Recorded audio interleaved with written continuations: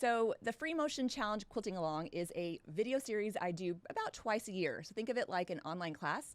And this one coming up is going to be free motion feathers, borders, blocks, and backgrounds. Now, I know that's a mouthful, but I wanted to make sure you knew exactly what we were going to be working with through the video series. Every challenge follows a technique or a particular design. Like we've done rulers, we've done fillers, and this time we're going to do feathers. And the reason is I have such a love for feathers, and I'm pretty sure it's because it took me so long to figure out how to quilt them. When I first started long arm quilting, I mean, that's been like 23 years ago, there was no YouTube, so I was like on the Yahoo forums trying to figure out how people quilted these feathers, and I thought for sure I would never ever get it. Now, I did eventually get it, and I love them. I mean, I could put a feather on everything. And so teaching other people to love it as much as I do is so much fun. So if you have been trying to learn feathers and not being successful, this is for you. If you know how to quilt feathers and you're looking for some design inspiration and techniques to put on your quilt, this is also for you. So I am super excited to be teaching it. So first of all, we're going to be talking about using feathers, obviously, in borders, blocks, and backgrounds. And we're going to talk about how to adapt feathers into those areas. So not just designs, I mean, we will learn some, but also techniques, these ideas that you can take and apply in different ways to your blocks. I love to make my videos applicable to as many people as possible, so I try to have variations and other things in there.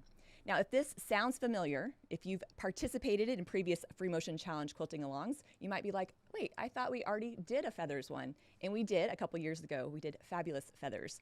And so when I designed the panel, which I'll talk about this in a second, I wanted it to be kind of a variation of that first feathers one.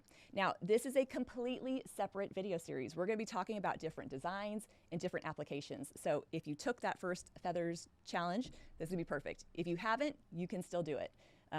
They're not linked, but they're different content. I feel like I could teach only feather classes, and we could do this twice a year for years and years. There's just so many different things you can do with them. Now, let's talk about the details, kind of like the nitty-gritty of it. This challenge doesn't start until July. Now, I'm putting it out there now because I know summertime is busy. May is just crazy for a lot of people, but this video series will start in July. It gives you plenty of time to gather your supplies, get yourself psyched up for it, and runs through 5 videos. So we're going to be talking through, you can kind of see the schedule here, the different designs and breaking them down. So first of all, the first video will be feather basics. Think of this kind of like a refresher if you already feel comfortable quilting feathers, or the basics of it if you haven't done it before. So before we can learn how to take these feathers and put them in different areas of our quilts, we need to learn how to quilt it. So like I said, this might be a refresher for some of you, but it's going to be a great way to learn how the design goes together. We'll practice on our regular fabric, and then we'll jump into the actual blocks and designs and on the panel as well. So video 2 will be feather designs for borders and sashings. Here I'm talking about how do we use feathers in areas that are too small for your normal feather. Normally when I look at a quilt and I'm trying to decide what I'm going to quilt in an area, the first question I ask myself is, will a feather fit in here? And sometimes it won't. Well, how do we take parts of that feather design and still use them in those narrower sashings and borders? So we're going to talk through 4 different sashing designs and also kind of how to use just half a feather. So we'll see a good little variation there. That was one of the questions in the type chat before I went live. How many individual designs are there? So when we're talking about the sashings, we're going to see how do we, change direction with them? How can we leave out some parts of it to make it fit?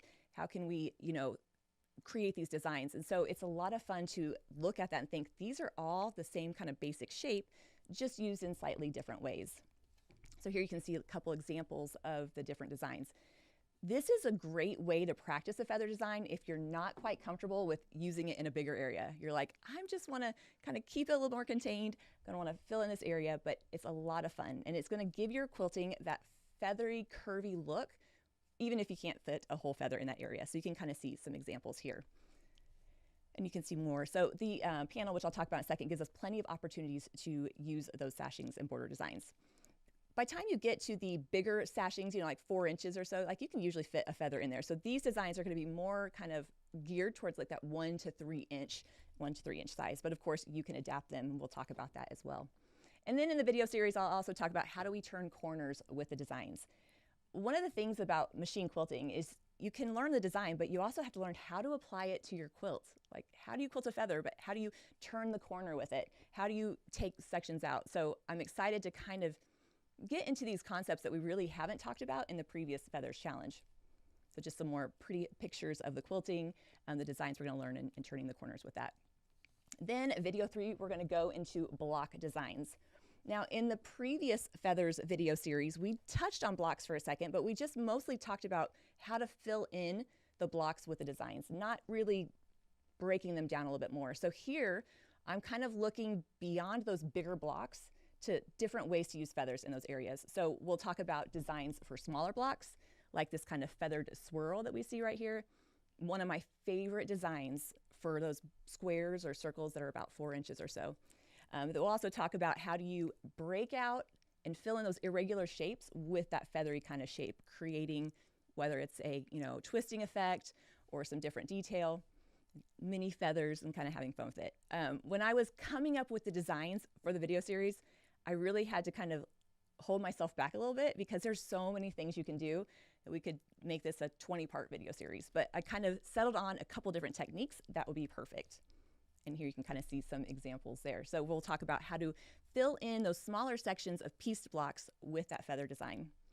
But we can also use feathers in those larger blocks. And so how do we fill in those bigger blocks with the feather design that might be too big, whether that's quilting a motif like this, or kind of using the quilting to create those secondary patterns like you can see right here. So a lot of different techniques. Like I said, we'll learn certain designs, but you'll be able to take these techniques and apply them in different ways and create your own variations. Then we're also going to kind of touch on designs, how to use feathers around your blocks. So technically backgrounds, yes, but in the instance here, that's like a smaller area, not the bigger background areas. How do we use the feathers in there, whether it's creating kind of a meander that works its way around those blocks, or a kind of wrapping effect with the quilting. So making the feather kind of circle that block and kind of showing it off. Because what we put around blocks is really just as important as what's in the blocks themselves. So how do we use those feathers to draw attention to that? Then in videos 4 and 5, we're going to talk about feather backgrounds. I'll do 2 designs per video, and we'll talk about how do you use the design in the backgrounds, and also how do you apply it to borders. So when we talk about borders, I'm talking about those bigger sections that are perfect for feathers because it gives it this kind of framed effect. But how do we take a design and apply it to that area? So we'll see things like this feather meander. How do we put it in the background, but also how do we put it in those bigger borders, maneuvering our way around. We'll talk about what I call divided feathers, where you kind of just divide up that area and quilt feathers that are just all smashed in on themselves. I love this technique because you get plenty of practice quilting those feathers, but also how to do that kind of more intricate looking feather meander. I won't say difficult, it just has a little bit more detail to it. Then also the paisley feather. I love the paisley feather. We've seen this one in a previous challenge, but it's been a while. It's time to revisit it. Paisley feather, which you can kind of see with those paisleys around that swirl, is just so much fun to quilt and so fast. So that's all we're going to be learning through the 5 weeks. I am super excited to kind of go into these details and really kind of help address the feathers in those areas, and it's so much fun. Now, like I said, it starts in July, but you might be wondering, how do I participate in this Free Motion Challenge Quilting Along video series? Now, I know I have a lot of you that have already quilted along with me in previous videos, so you already know how this works, but it's actually very easy. There's not a whole lot you have to do. First, you're going to gather your supplies. You don't need a whole lot to quilt along with me.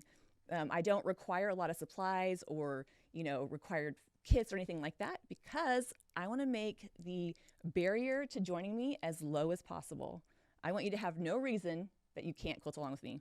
So you'll need a sewing machine, you'll need a free motion quilting foot or your long arm, you'll need something to quilt on, and some thread as well. So on the landing page, if you click the link in the description box below, it'll take you to that, and you can get a downloadable supply list sheet, and that will tell you everything that you need.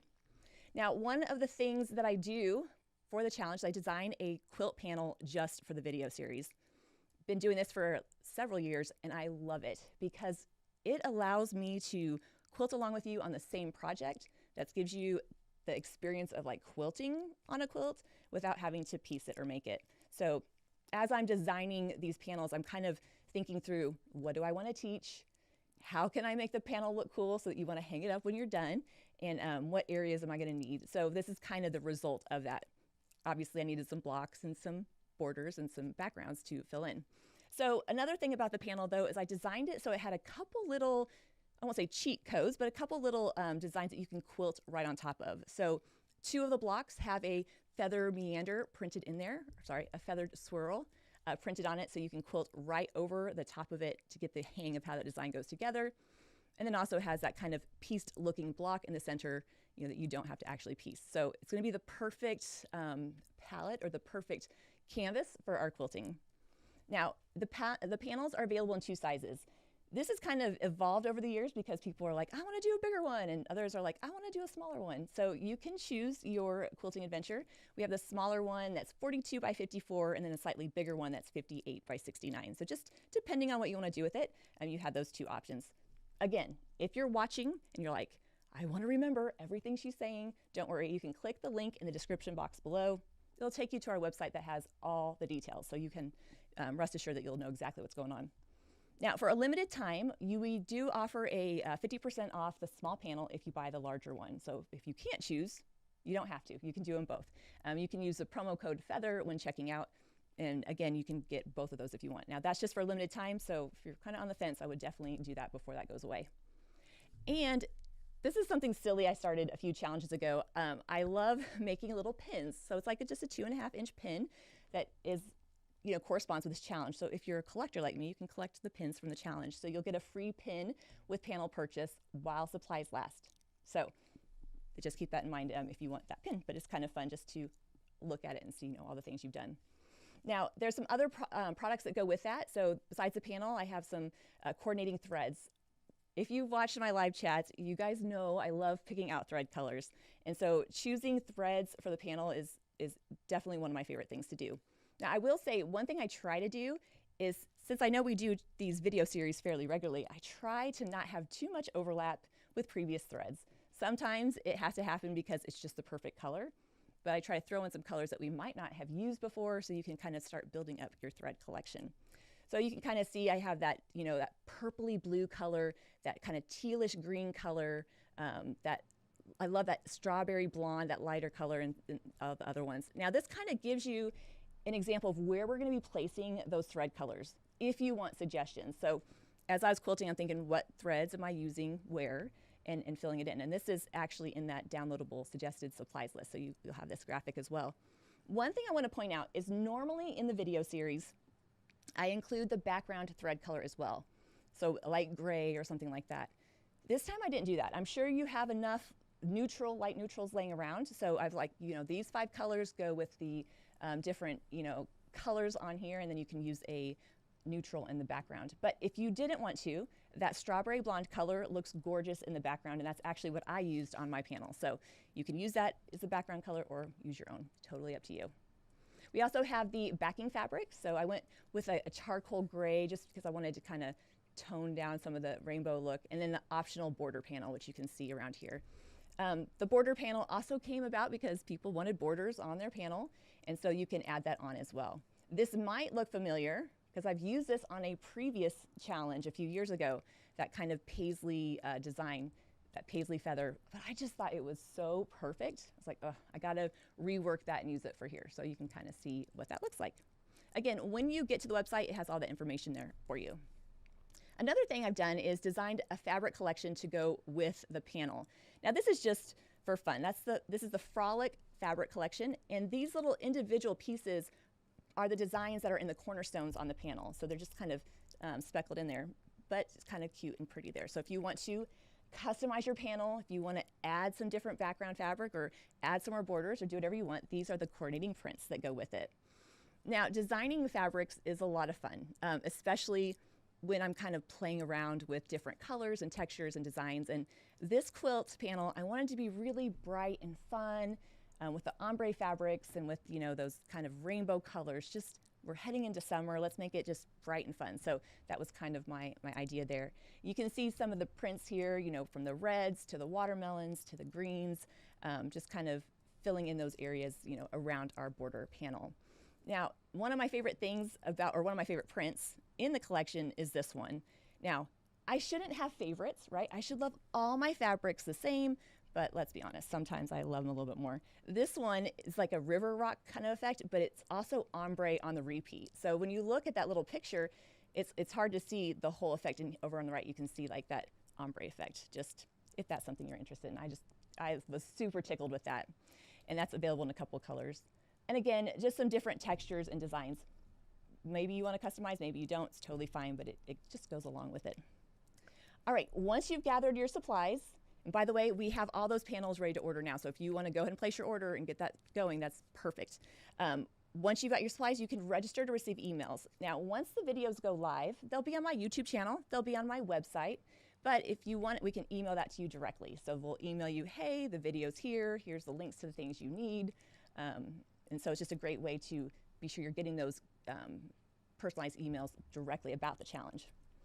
All right, then you're gonna quilt and connect. So this is where it gets fun, you guys. The video's gonna come out July 14th.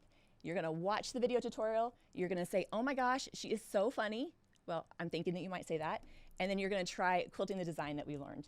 Whether you're using the panel or not, you'll practice the technique, have fun with it, and then you can ask any questions during the live chat. You know, that's exactly kind of how these live chats started, was with the challenge video series. I was like, well, you know, you watch the video, you might have questions. And then you can also join our Free Motion Challenge Quilting Along Facebook group. It's a fun group, it's big, it's a lot of pictures, a lot of inspiration, and show off your quilting.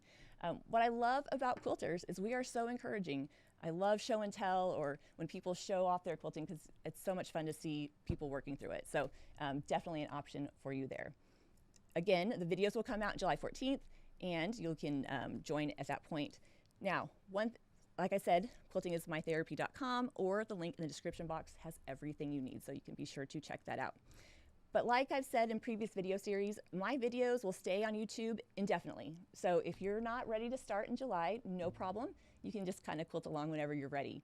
And for the same reason that the first Feathers challenge that we did a few years ago, you can still try that in the meantime. So a lot of different options there. Again, I know that's a lot of information, but I was so excited to finally get to show you all the details.